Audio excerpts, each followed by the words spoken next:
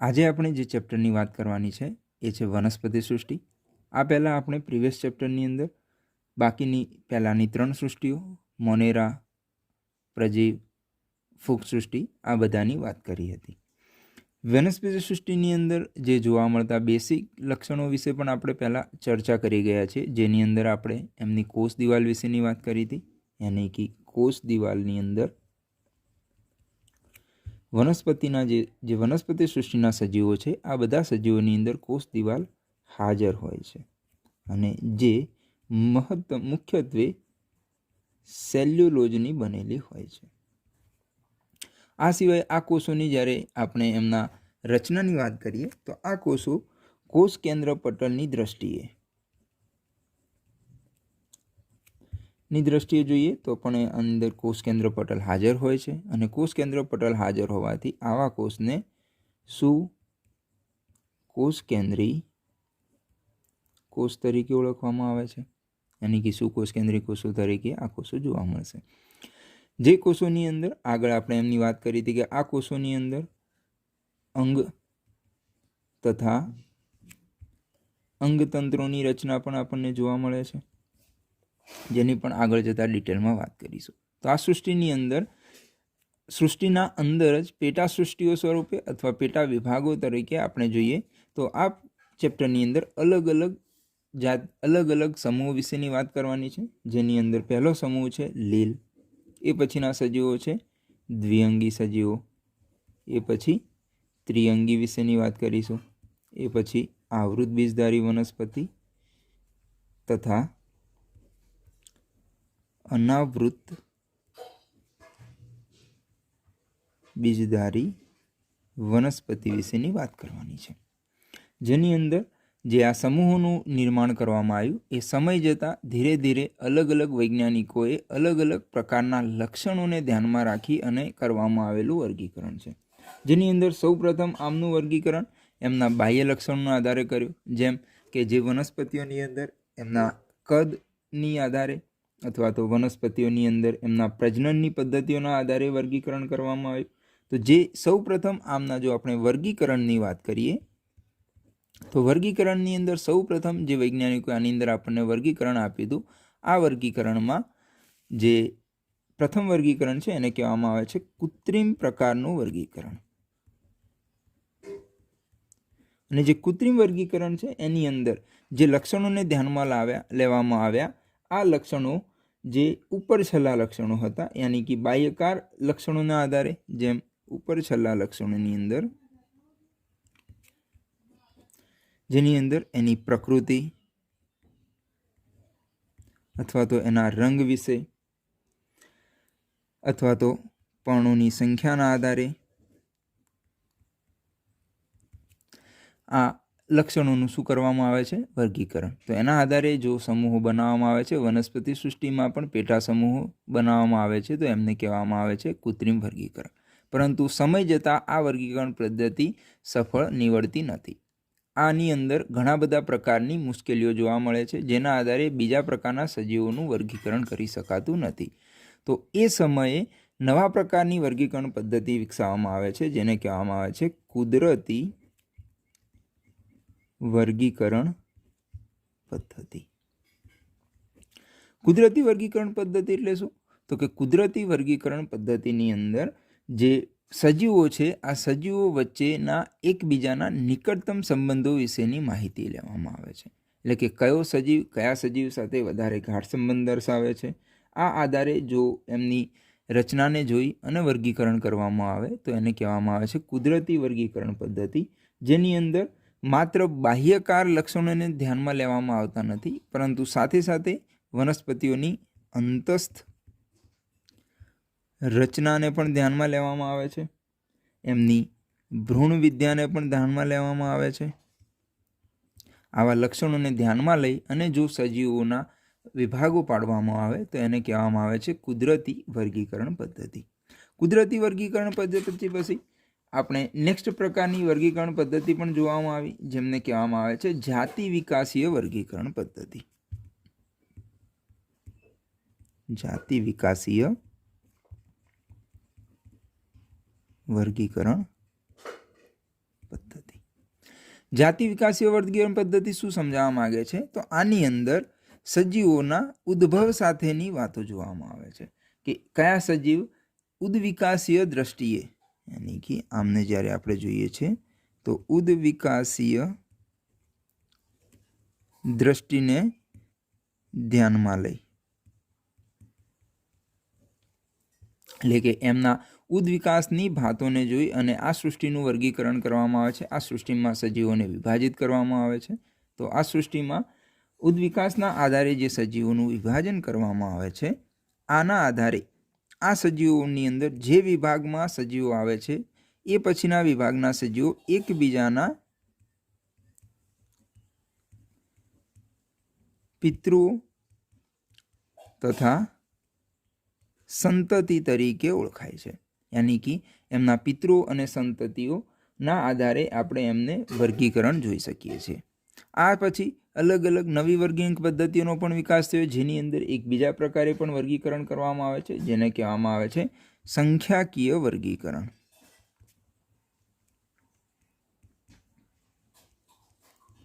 સંખ્યાકીય વર્ગીકરણની અંદર શું કરવામાં આવે છે?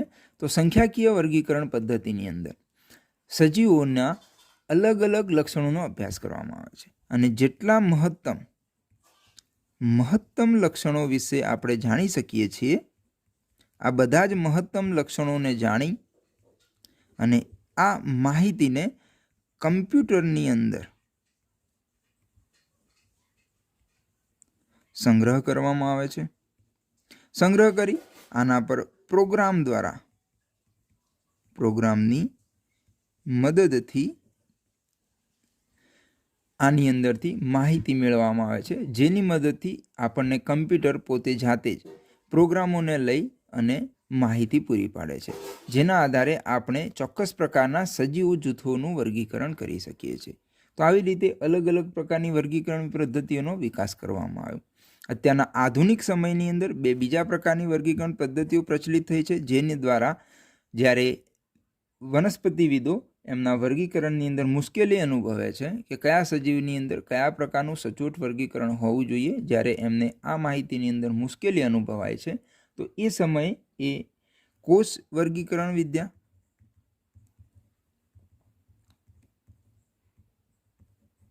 તથા વનસ્પતિઓની રસાયણ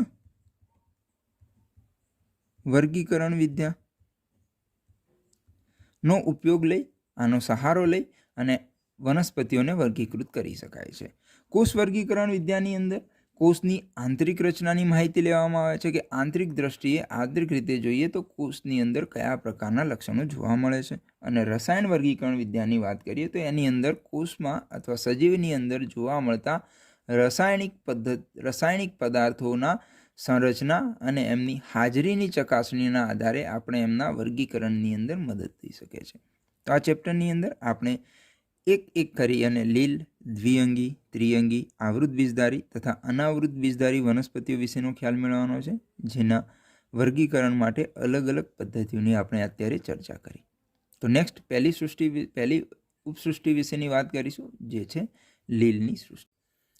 નેક્સ્ટ હવે જે આજે સૃષ્ટિની વાત કરવા જઈ રહ્યા છે, આ ઉપસૃષ્ટિ છે લીલની ઉપસૃષ્ટિ. તો લીલ એ વનસ્પતિ સૃષ્ટિમાં જોવા મળતો સૌથી સરળ કક્ષાનો સજીવ છે, જેની અંદર વાત કરીએ તો લીલની અંદર વનસ્પતિ સૃષ્ટિની જેમ જ એની અંદર જોવા મળતા મુખ્ય રચના સ્વરૂપે હરિતદ્રવ્યો છે અને આ હરિતદ્રવ્યના આધારે લીલનો ખોરાક એ કેવો છે? સ્વયંપોષી છે. સ્વયંપોષી તરીકે લીલ એ પ્રકાશની હાજરીમાં ખોરાક બનાવે છે અને પ્રકાશની હાજરીમાં જ્યારે ખોરાક બનાવે છે તો આ ખોરાક બનાવવા માટે એને હરિત દ્રવ્યોની જરૂર પડશે. હરિતદ્રવ્યો તરીકે આપણે પ્રકાશ સંશ્લેષણના ચેપ્ટરની અંદર વિવિધ પ્રકારના હરિતદ્રવ્યો વિશે વાત કરી ગયા. તો લીલની અંદર મુખ્યત્વે જોવા મળતા હરિતદ્રવ્યોની વાત કરીએ તો આની અંદર આપણને ક્લોરોફિલ એ, ક્લોરોફિલ બી, ક્લોરોફિલ સી, એ સિવાય કેરોટીનોઇડ્સ,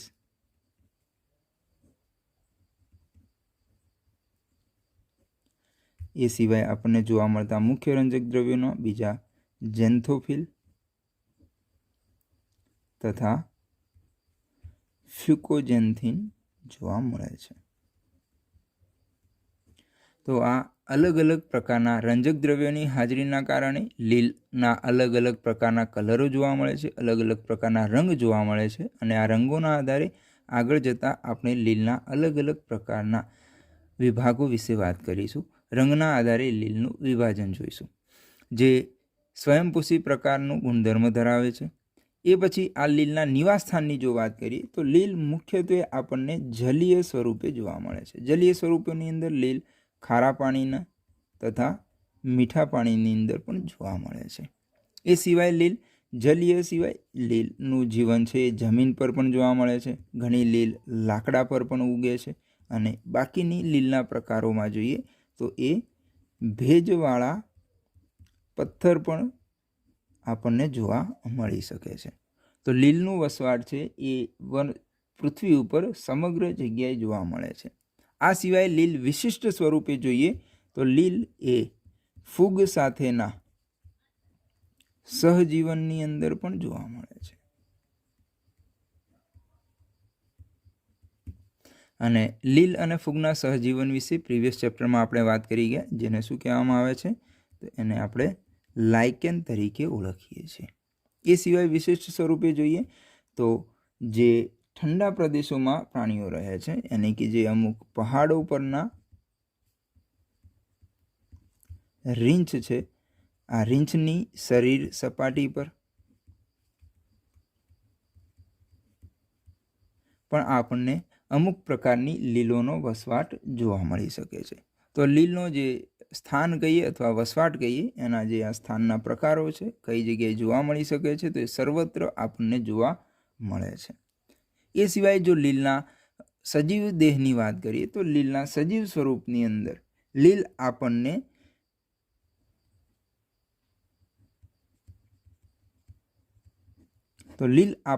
એક કોષીય સ્વરૂપે પણ જોવા મળે છે, યાની કે એક કોષીય ફક્ત એક કોષ સ્વરૂપનું પણ ઘણી બધી લીલો જીવન જીવે છે, જેની અંદર એનું મુખ્ય એક્ઝામ્પલ છે ક્લેમિડોમોનાસ.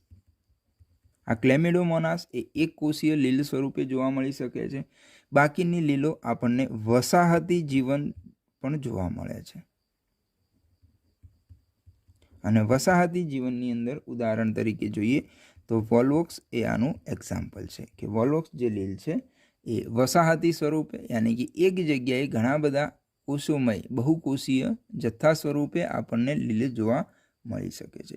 એ સિવાય ઘણી બધી લીલ જેમ ફૂગની અંદર આપણે જોયું હતું કે તંતુઓ સ્વરૂપે તંતુમય, તો ઘણી બધી લીલ આપણને તંતુમય રીતે પણ જોવા મળી શકે છે. અને તંતુમયની અંદર જોઈએ તો લીલનું એક્ઝામ્પલ છે યુલોથ્રિક્સ તથા સ્પાયરોગાયરા.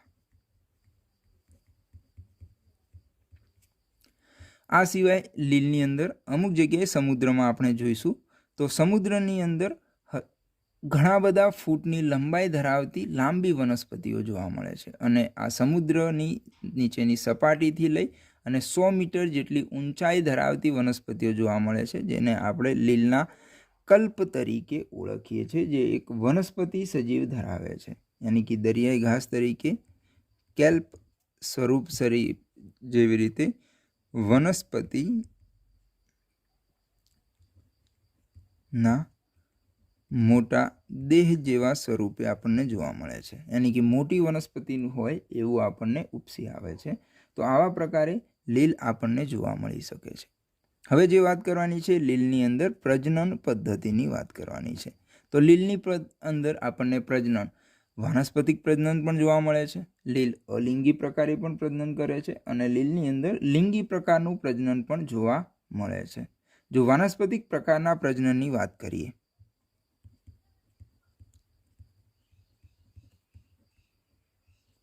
જો લીલમાં વાનસ્પતિક પ્રજનનની વાત કરીએ તો લીલમાં વાનસ્પતિક પ્રજનન એ આપણને અવખંડન સ્વરૂપે જોવા મળે છે. અવખંડન યાની કે ખંડન પામવું, વિભાજન પામવું. માની લઈએ કે આ એક લીલનો સજીવ છે, બહુકોષીય લીલ છે. અને આ બહુકોષીય લીલમાં જ્યારે કોઈ પ્રાકૃતિક ઘટના દરમિયાન આનું ખંડન થાય છે અને તૂટી જાય છે. માની લો આ લીલનો ટુકડો 3 ભાગોમાં વિભાજિત થાય છે. તો 3 ભાગમાંથી જે આ પ્રથમ ભાગ છે એક સ્વતંત્ર સજીવ યાની કે સજીવ 1 સ્વરૂપે, બીજો ભાગ છે એ સ્વતંત્ર સજીવ 2 સ્વરૂપે અને ત્રીજો ભાગ છે એ સ્વતંત્ર સજીવ 3 સ્વરૂપે વિકસે છે અને નવા સજીવોનું નિર્માણ થાય છે. તો આ પ્રકારે લીલની અંદર આપણને વાનસ્પતિક પ્રજનન જોવા મળશે જે અવખંડન દ્વારા થાય છે. એ પછી લીલ અલિંગી પ્રકારનું પ્રજનન પણ કરે છે. અલિંગી પ્રકારનું પ્રજનન યાની કે જેની અંદર કોઈ બીજા પ્રકારના સજીવની જરૂર નથી, યાની કે એક જ પિતૃ પોતે પ્રજનનની અંદર જોડાય છે અને નવા પ્રકારની નવી સંતતિઓનું નિર્માણ કરે છે. તો આની અંદર લીલ એ અલગ અલગ પ્રકારના બીજાણુઓના નિર્માણ દ્વારા અલિંગી પ્રજનન કરે છે અને મુખ્યત્વે આની અંદર આપણને ચલ બીજાણુઓ જોવા મળે છે. ચલ બીજાણુ સ્વરૂપે ચલ યાની કે ચલિત, જે હલનચલન કરી શકે છે અને મહત્તમ પ્રમાણમાં મુખ્યત્વે ચાલવા માટે ચલિત બીજાણુઓની અંદર કશાની હાજરી જોવા મળે છે, યાની કે કશાધારી બીજાણુઓનું નિર્માણ થાય છે અને કશાધારી બીજાણુઓ હલનચલન દર્શાવી શકે છે. તો આ પ્રકારે આપણને લીલની અંદર અલિંગી પ્રજનન જોવા મળે છે. હવે લીલની અંદર આપણે લિંગી પ્રજનનની વાત કરી રહ્યા છીએ. તો લિંગી પ્રજનનની અંદર લીલ એ વિશિષ્ટ પ્રકારના જન્યુઓના નિર્માણ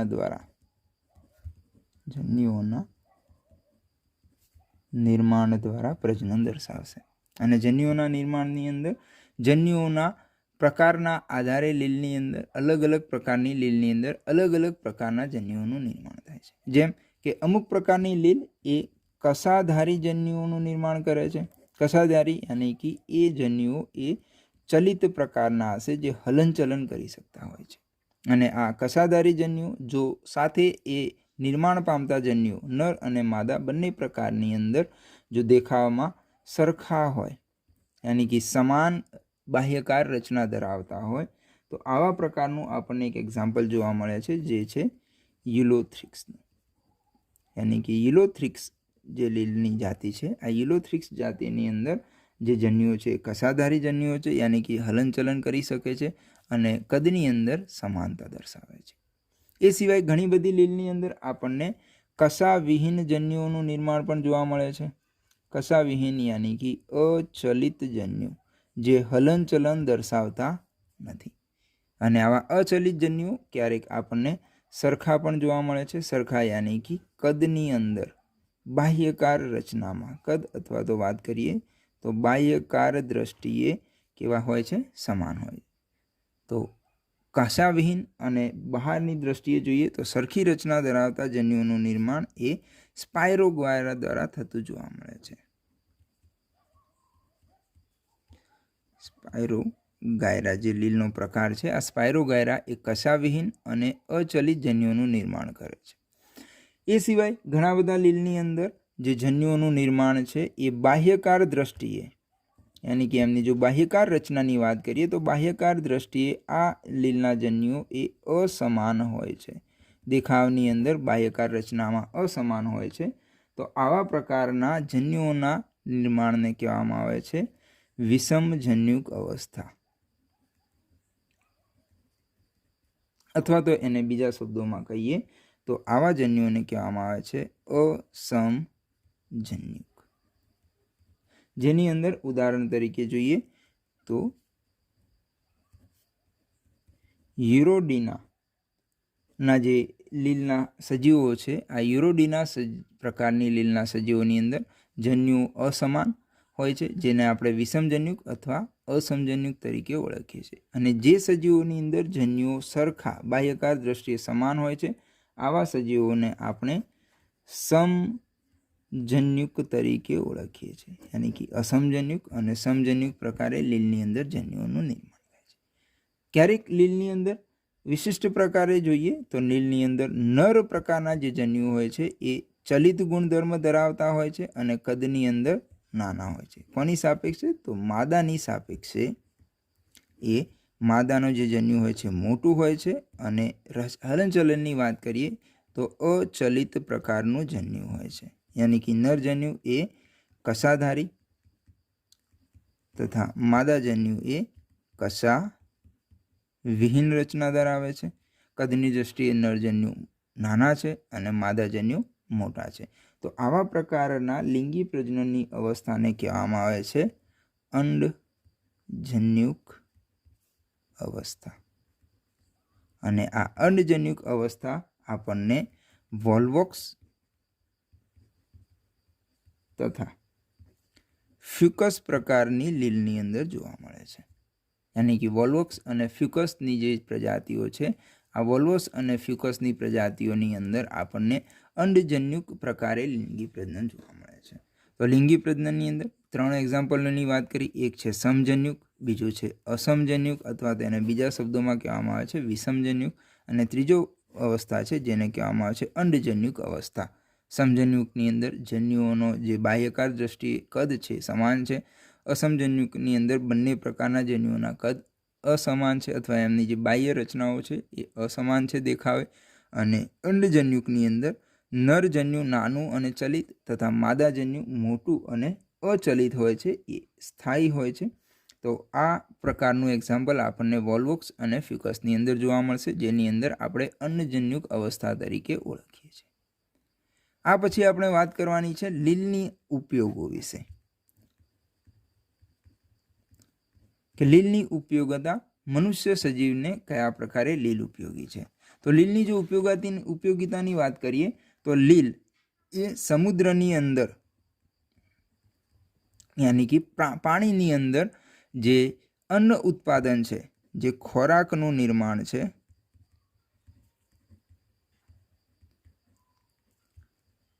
માટે મુખ્ય સ્ત્રોત છે. યાની કે જે જલીય સજીવો છે જે પોતાનું જીવન પાણીની અંદર વિતાવે છે, આવા સજીવોની અંદર ખોરાકનું નિર્માણ એ મુખ્યત્વે ત્યાં એમને ખોરાકની પૂર્તિ એ લીલ દ્વારા થાય છે. લીલ એ સમુદ્રની અંદર મહત્તમ ખોરાકનું નિર્માણ કરે છે. યાની બીજા શબ્દોમાં અથવા એમની પરોક્ષની જગ્યાએ પ્રત્યક્ષ રીતે જો એમની આડકતરી રીતે ઉપયોગિતા જોઈએ તો ત્યાં સમુદ્રની અંદર ખોરાક નિર્માણ તો કરે છે, સાથે સાથે વાતાવરણમાં રહેલા CO2ને O2ની અંદર કન્વર્ટ કરે છે. અને પ્રાણીઓ અથવા તો વાત કરીએ મહત્તમ મુખ્યત્વે આપણે મનુષ્યની જ વાત કરીએ તો મનુષ્ય એ શ્વાસની ક્રિયા માટે, બરાબર, મનુષ્ય એ પોતે શ્વસન પ્રક્રિયા માટે ઓક્સિજનનો ઉપયોગ કરશે અને આ ઓક્સિજનનો ઉપયોગ કરી CO2નું ઉત્પન્ન કરે છે. તો CO2નું કન્વર્ઝન ઓક્સિજનની અંદર એ સમુદ્રની અંદર લીલ દ્વારા ઘણા બધા અંશે થાય છે. આ સિવાય લીલનો ઉપયોગ મનુષ્ય ખોરાક અર્થે પણ કરે છે. અને જો ખોરાક અર્થે જોઈએ તો લીલની અંદર ઘણી બધી પ્રજાતિઓ છે જેનો ખોરાક અર્થે ઉપયોગ થાય છે. જેના એક્ઝામ્પલ તરીકે જોઈએ તો પોરફાયરાનો ઉપયોગ ખોરાક તરીકે કરવામાં આવે છે. બીજા સમૂહના સજીવોની અંદર લેમિનારિયાનો પણ ખોરાક તરીકે ઉપયોગ થાય છે. એ સિવાય સરગાસમ જે લીલની જાતિ છે આનો પણ ખોરાક તરીકે ઉપયોગ થાય છે. તો ખોરાક તરીકે પણ આપણે લીલનો ઉપયોગ કરતા જોઈએ છીએ. એ સિવાય લીલના અમુક ઘટકો, અમુક લીલની જાતિઓ છે જે હાઇડ્રોકોલાઇડ્સ પ્રકારનો ગુણધર્મ ધરાવે છે.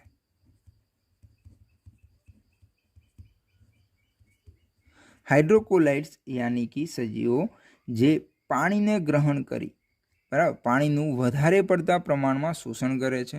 યાની કે જલીય કલીલ પદાર્થો છે. કલીલ યાની કે એ પદાર્થોની અંદર પાણીના શોષણ કરવાનો ગુણધર્મ મહત્તમ હોય છે. તો પાણીના શોષણ કરવાનો ગુણધર્મ વધારે હોય એવા પ્રકારની લીલના જો ઉદાહરણ જોઈએ તો આની અંદર એક ઉદાહરણ તરીકે આપણને જોવા મળશે આલ્જીન, જે બદામી પ્રકારની લીલ છે અને કે આનો કલર એ બદામી પ્રકારનો છે. એ સિવાય એક બીજા પ્રકારની લીલ આપણને જોવા મળે છે જે છે કેરાજીન. આલ્જીન અને કેરાજીન આ બંને લીલ એ હાઇડ્રોકોલાઇડ્સ પ્રકારનો ગુણધર્મ ધરાવે છે, યાની કે કલીલ પ્રકારનો જે પાણીને શોષણ કરવાનો ગુણધર્મ ધરાવે છે. એ સિવાય ઘણી બધી લીલ જે આપણે પ્રાયોગિક રીતે પણ એનો ઉપયોગ કરીએ છીએ. પ્રાયોગિક યાની કે પ્રયોગશાળામાં, જેમ એક ઉદાહરણ તરીકે અગર મેળવવા માટે પણ લીલનો ઉપયોગ થાય છે. અને અગર મેળવવા જે લીલનો ઉપયોગ થાય છે એના ઉદાહરણ છે જેલિડિયમ તથા ગ્રેસિલારિયા. આ પ્રકારની લીલમાંથી અગર તરીકે ઓળખાતો એક વિશિષ્ટ પદાર્થ મેળવીએ છીએ જે આપણને પ્રયોગશાળાની અંદર ઉપયોગી છે.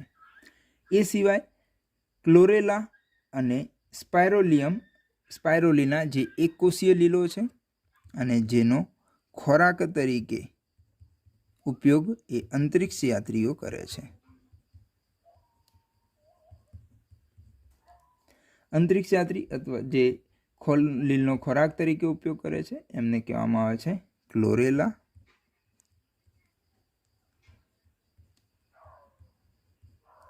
તથા સ્પાયરુલિના.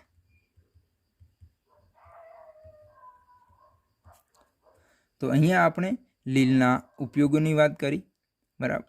તો આ અલગ અલગ પ્રકારે લીલ આપણને ઉપયોગી છે.